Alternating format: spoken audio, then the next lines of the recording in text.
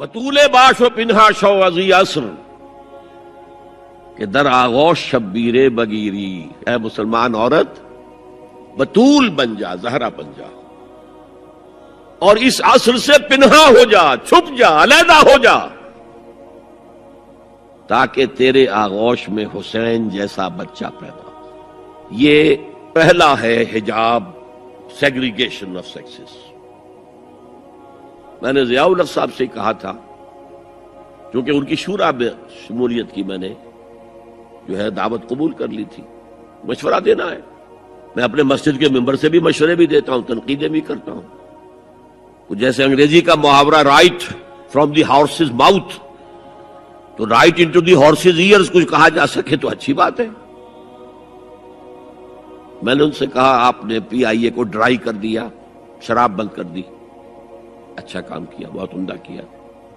دنیا تو یہی کہے گی نا کہ دقیانوسی ہیں، چلیے برداشت کریں، لیکن یہ ایئر ہوسٹسز جو جاتی ہیں کرو کے ساتھ اور دو دو ہفتے باہر رہتی ہیں، یہ کون سے اسلام کی روح سے جائز ہے؟ عورت محرم کے بغیر حج کو نہیں جا سکتی، محرم کے بغیر عمرے کے لیے نہیں جا سکتی، اور یہ قانون تھا پاکستان۔ میں نے کہا آپ عورت کو نہیں جانے دیتے حج کے لیے، حالانکہ وہ ادھیڑ عمر کی ہوتی ہیں، عموماً بوڑھی ہوتی ہیں۔ ہمارے یہاں جوانی میں کون کرتا ہے حج؟ بہت شاذ۔ یہ تو آپ کو نظر آئے گا جاوا، سماٹرا، انڈونیشیا، ملائیشیا، وہاں سے جوان جوڑے نکاح کے بعد پہلا کام حج۔ کہ ہمارے ہاں تو بڈھے ٹھیرے گئے ہوئے ہوتے، اور پہلے زمانے میں تو ان کو رخصت کر دیتے تھے کہ بس رخصت ہی ہو جائیں گے، یہ اب واپس نہیں آئیں گے۔ اب تو میں نے کہا یہ کون سا اسلام ہے؟ خاموش، چپ۔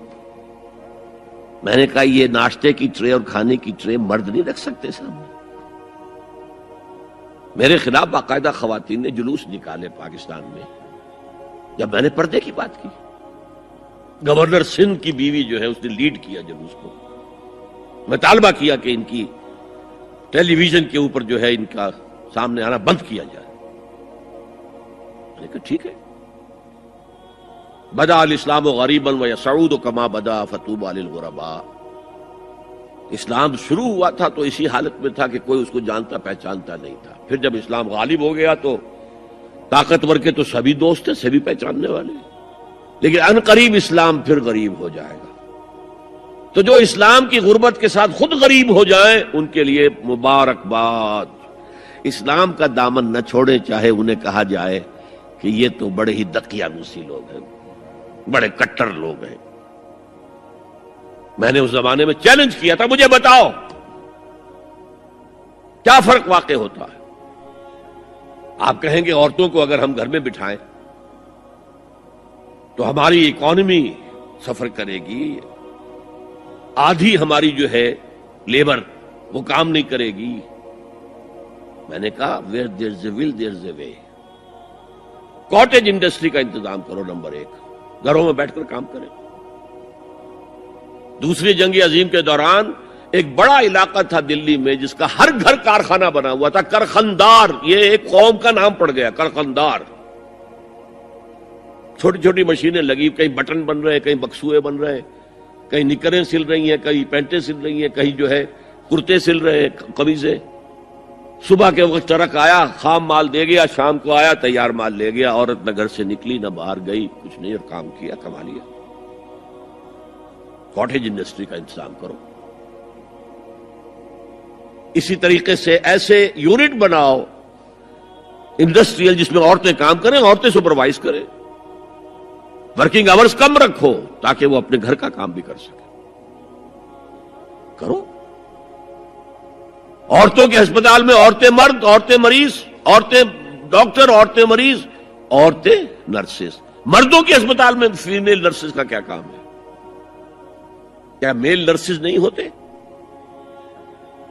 اور کیا آرمی کے اندر جو فارورڈ یونٹس ہوتے ہیں کہ جو جاتے ہیں محاذ کے اوپر، ان میں کوئی عورت نرس جاتی ہے؟ میل نرسز جاتے ہیں، حالانکہ سب سے زیادہ نرسنگ کی ضرورت وہاں ہوتی ہے۔